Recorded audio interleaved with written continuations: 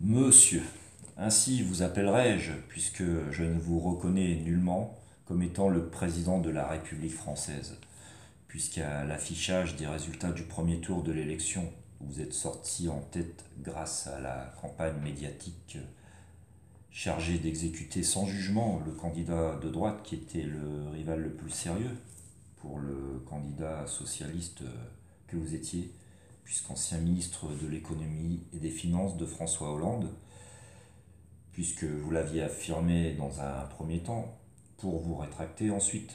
Attention, monsieur, à ce qu'Alzheimer ne vous guette pas, malgré votre jeune âge. Vous avez bénéficié de toute façon de l'appui des apparatchiks socialistes que sont Hollande, Valls, Royal, Le Foll, Le Drian, pour les plus illustres d'entre eux.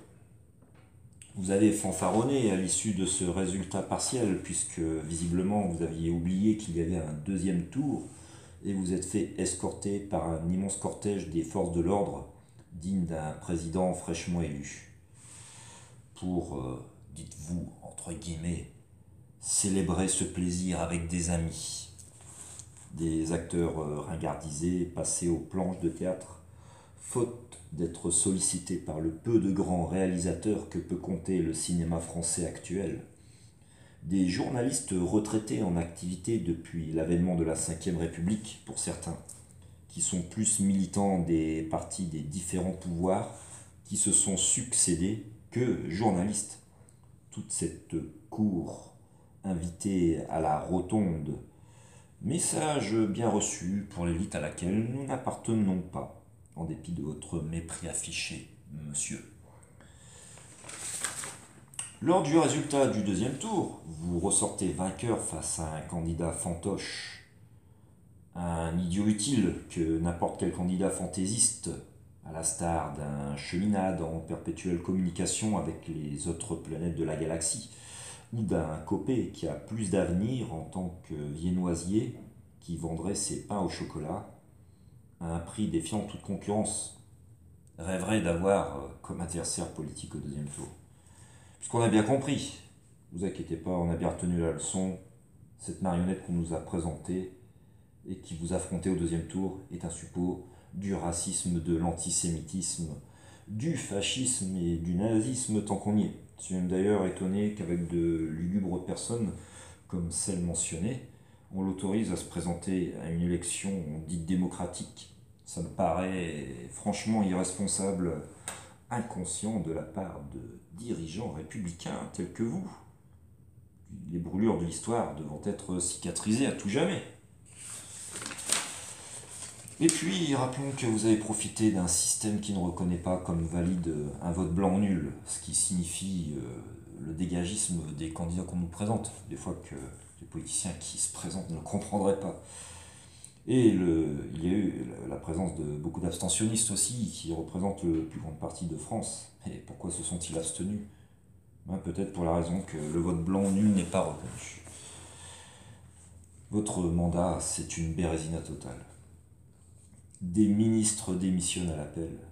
Il y a l'écologiste Hulot qui claque la porte le premier, probablement effaré de voir son employeur polluer la planète avec un avion personnel lors de ses nombreux déplacements au congrès qui se déroulent aux quatre coins du monde et dont le comble est le sommet pour sensibiliser sur la sauvegarde de la Terre, primordial dans la bouche de ces grands moralistes dont vous faites partie, monsieur, qui rejettent le problème sur le dos de ceux qui n'appartiennent pas à cette élite de Tartuffe, c'est-à-dire nous.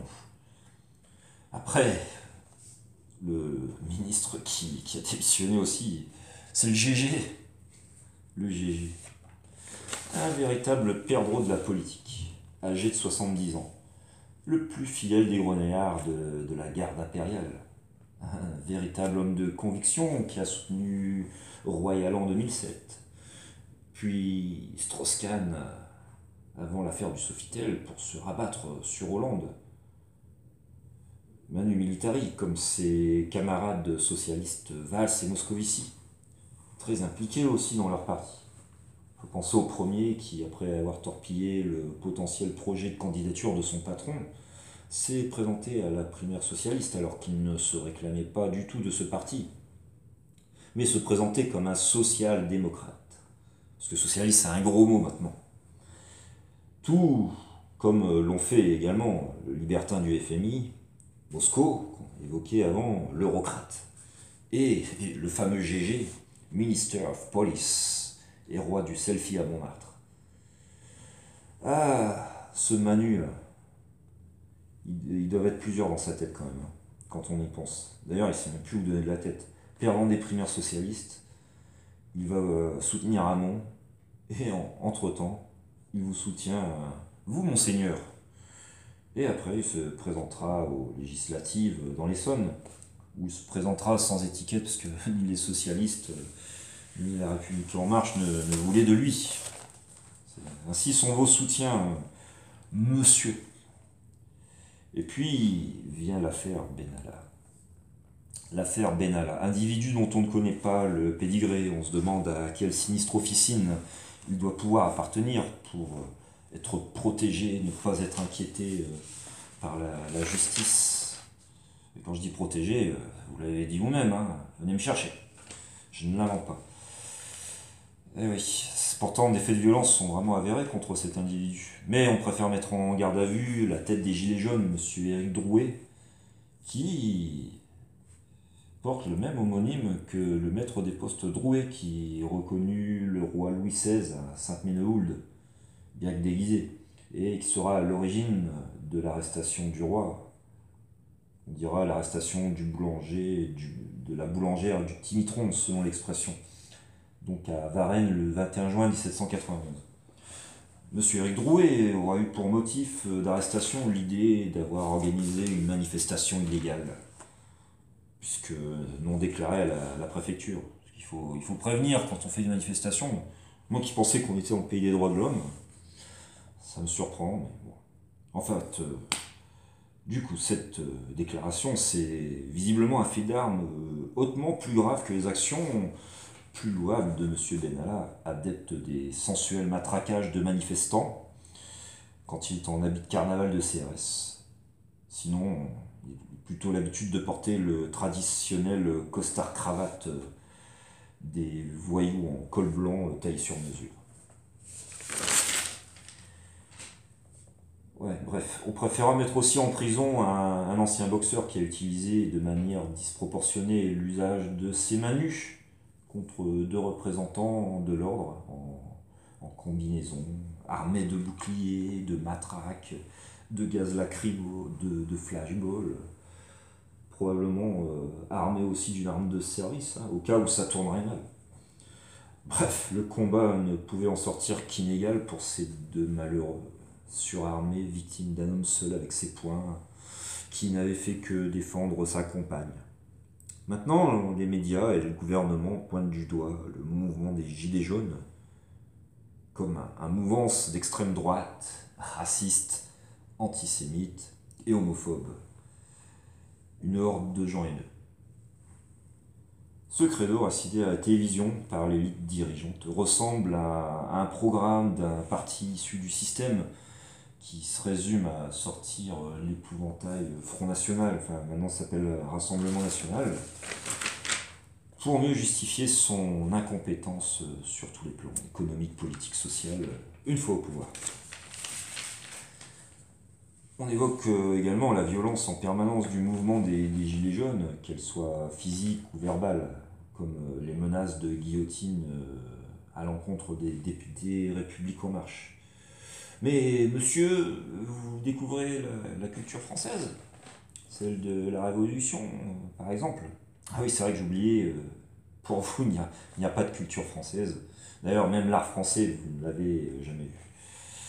Enfin, monsieur, pour vous le dire quand même, la Révolution française ne s'est pas faite dans le coton. Vous êtes étonné que des banques, le milieu dont vous êtes issu, et qu'un ministère ait été investi par le peuple.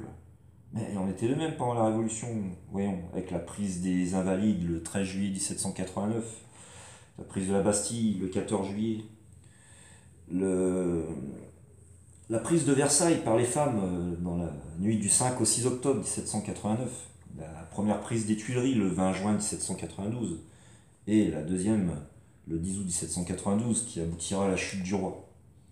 La guillotine, c'est aussi l'instrument de la terreur.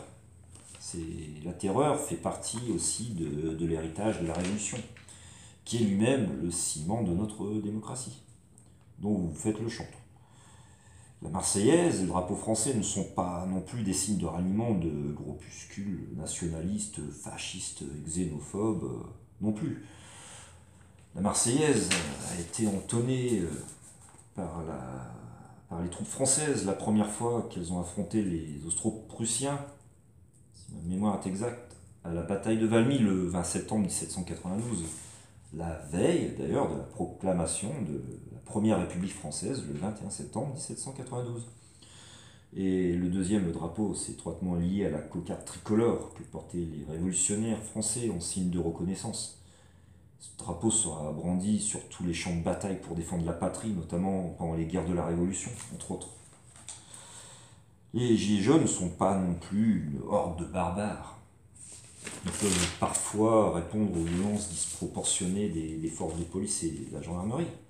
Mais bon, ces derniers obéissent aveuglément aux élites, dont vous faites partie, et qui n'ont que mépris pour eux, puisqu'ils appartiennent au peuple comme nous, le peuple oppressé.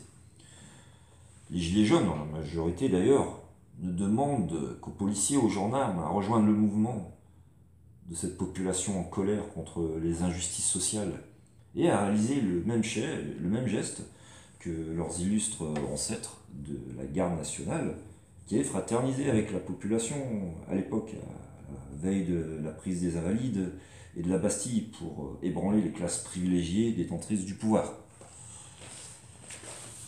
Bon, voici la fin de mon allocution.